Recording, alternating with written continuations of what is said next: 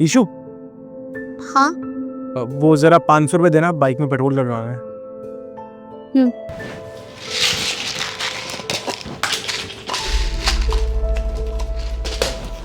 ये लो। Thank you, bye. Ishu, मेरे फोन का रिचार्ज कर देना, आज खत्म होने वाला है। अच्छा, मैं भी करती हूँ। देखो हो गया होगा। हाँ, हो गया, थैंक यू।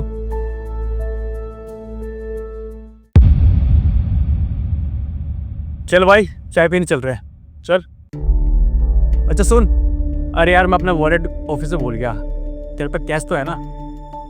मैं एक काम करता हूँ, अभी तेरी भाभी को फोन मिला के ना पैसे मंगवा लेता हूँ। हेलो हेलो ईशु, वो 100 रुपये ट्रांसफर करना, वो मैं और मोनू चाय पीने जा रहे हैं। Thank you. चल भाई, एक बात पूछूं तुझसे? भाई तेरी सैलरी आती है तो वो सैलरी कहाँ जाती है? तो हर बात पे भाभी से मांगते पैसे। वही जाती है या सबकी जाती है घर के खर्चों में? भाई तो समझा नहीं। मेरा कहने का मतलब है, जब भी तुझे पैसों की जरूरत पड़ती है, या तो भाभी से तू कैश लेता है या ऑनलाइन मंगा लेता है। भाई तेरे पैसे जाते कहाँ हैं? तुमने पैसों को करता क्या है भाई? भाई जब से मैंने ये काम स्टार्ट किया ना, मुझे पैसों की कभी कमी नहीं रहती। क्यों भाई, भाभी शेयर मार्केट में इन्वेस्ट करती है क्या? अरे नहीं भाई, वो कहीं कोई पैसा इन्वेस्ट नहीं करती है। जब भी मेरी सैलरी आती है ना, मैं अपनी सैलरी के सारे पैसे अपनी बीवी के हाथ में लाके रख देता हूँ, और घर का सारा खर्चा वही मैनेज करती है।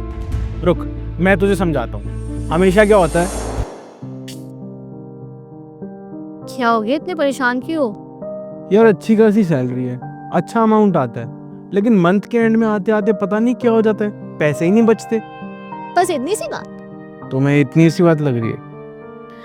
वरुण, मैं मानती हूँ पैसे कमाना बहुत मुश्किल काम होता है, और उससे भी ज्यादा मुश्किल काम होता है पैसों को बचा के रखना।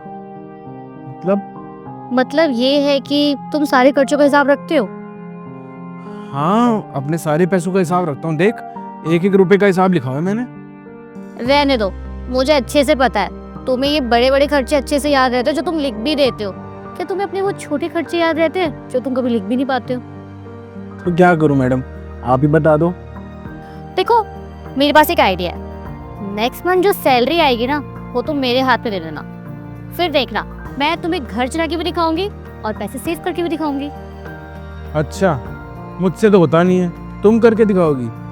ठीक है, ये भी ट्राई करके देख लेते हैं। अगले महीने जब सैलरी आएगी ना, सारी तुम्हारे हाथ में आके रख दूंगा। हाँ बेटा, देख लेना, फिर तुम खुद ही बोलोगे बीवी हो तो ऐसी। ठीक है भाई, मेरी बात का ना यकीन मान, ये सब करते हुए ना मुझे 1 साल हो गए, और आज तक ना तेरे भाई को पैसों की कभी दिक्कत नहीं हुई। उसने बोला था घर का खर्चा भी चला लूंगी और पैसों की सेविंग्स भी हो जाएगी, और तुझे पता है तेरी भाभी ने ना करके दिखाया है। और जब मैं घर का खर्चा संभालता था ना, तो मंथ के एंड में छोटे छोटे खर्चे इतने बड़े हो जाते थे कि पैसे सेव ही नहीं हो पाते थे। इसलिए मैंने ना अपनी पूरी सैलरी अपनी बीवी के हाथ में रखनी शुरू कर दी है। तब से पैसे भी सेव हो रहे और घर का खर्चा भी मेरी बीवी संभालती है। मुझे कुछ करना ही नहीं होता, मैं मस्त टेंशन फ्री रहता हूँ। तभी मैं सोचूं, पापा क्यों कहते हैं अपनी सारी सैलरी मम्मी को लाके दे दिया कर। हाँ तो यही किया अगर ना, हमेशा अपने पैसे अपनी मम्मी को दे दिया कर।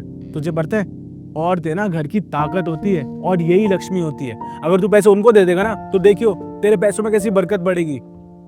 भाई तो एकदम सही कह रहा है, अब से ना मैं भी यही किया करूंगा।